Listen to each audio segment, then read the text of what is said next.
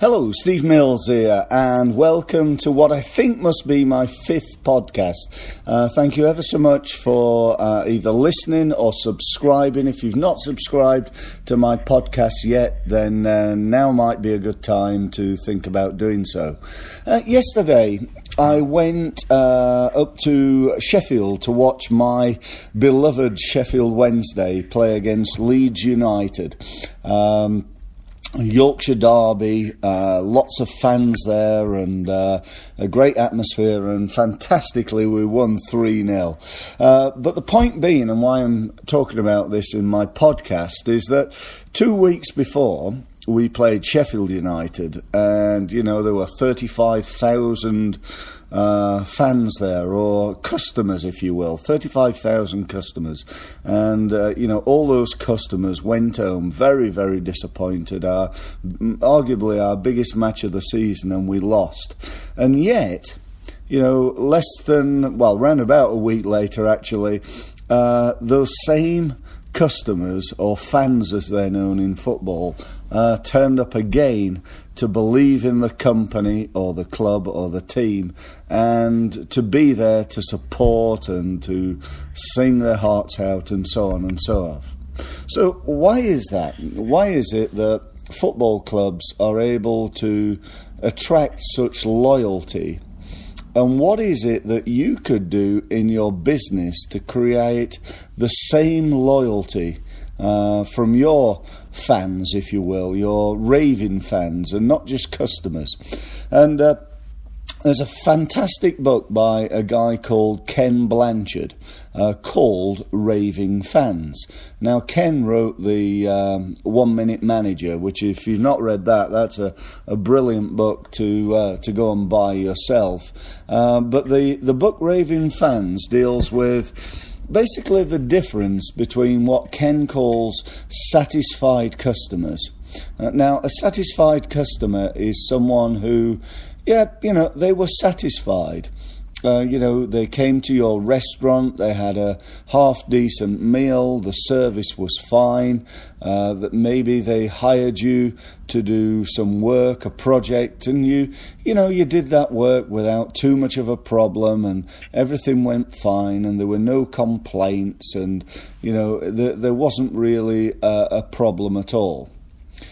But Ken's belief, and indeed my belief, is that is, excuse me, that is simply not good enough.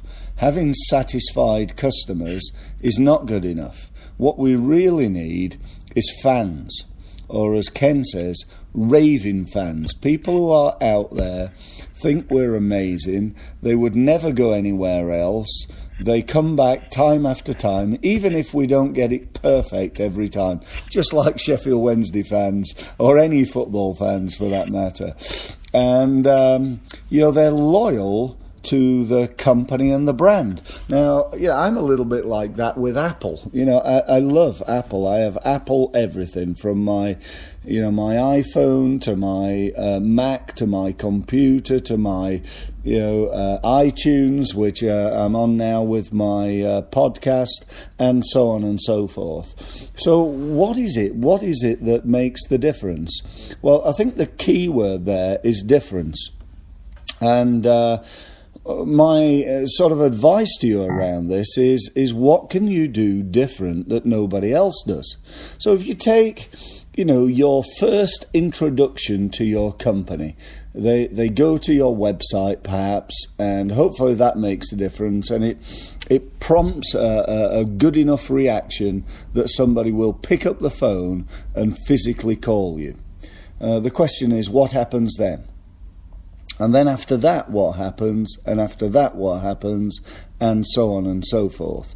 So, you need to think, well, you don't need to, but my advice would be that you need to think about each and every element of your customer service, which is a key part of your marketing, in order to try to improve what you do. I'm going to relay a story that's absolutely true regarding a firm of accountants that I used to work with many years ago now. And they're a firm of accountants based in Thiel called K&H. And I will always remember my first interaction with K&H. I'd been referred there by a friend of mine. Somebody had set up a meeting for me. I walked in the door, up the stairs, and as I got to the top of the stairs, the first thing I noticed was a big sign, and on that sign it said, "Welcome, Steve Mills." Now I thought, blimey heck, that's the first time that's ever happened to me. I've been in hundreds upon hundreds of offices all over the world, and that's never happened, and that sort of impressed me. I was then greeted by Bernadette in reception, and Bernadette said, she asked me, "Can I help you?" And I said, "Yeah, I've got a meeting." I told her who it was with, Bob Harper, and she said, "That's great, I'll let him know, have a seat, and would you like a tea or coffee?" So I said, "Yes, coffee please." So Bernadette brought me the coffee menu, a sheet of A5, I think it was, with a list of the different types of coffees. And there were perhaps 10 different coffees that I could choose from. And again, this is only a small thing, but often in business, the little things make the big difference. But you know what I really loved? Was on the end of the list, it said, "If you think we take this much care of your coffee, can you imagine how much care we take of your accounts?"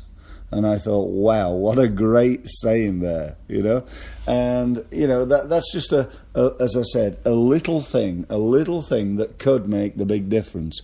If I'm going to see 3 different accountants and I'm not sure which one to go with, and, I'm going to give one accountant my 2,500 a year or 10,000 a year or whatever it is, then, shouldn't the accountant really go all out to win my business and try and be different and try their best to create something that is truly outstanding? In other words, it stands out. Is that hard to do? Is it really expensive to do? Does it make a difference in people's opinion of you if you can just be different? That is the absolute key to being successful in business. If you're the same as everybody else, you go for the cheapest accountant. Doesn't really make any difference. I'll just go for the cheapest. What makes the difference is the one that's different, the one that offers a better service, a different service, I don't know, maybe even a better cup of coffee, I don't know.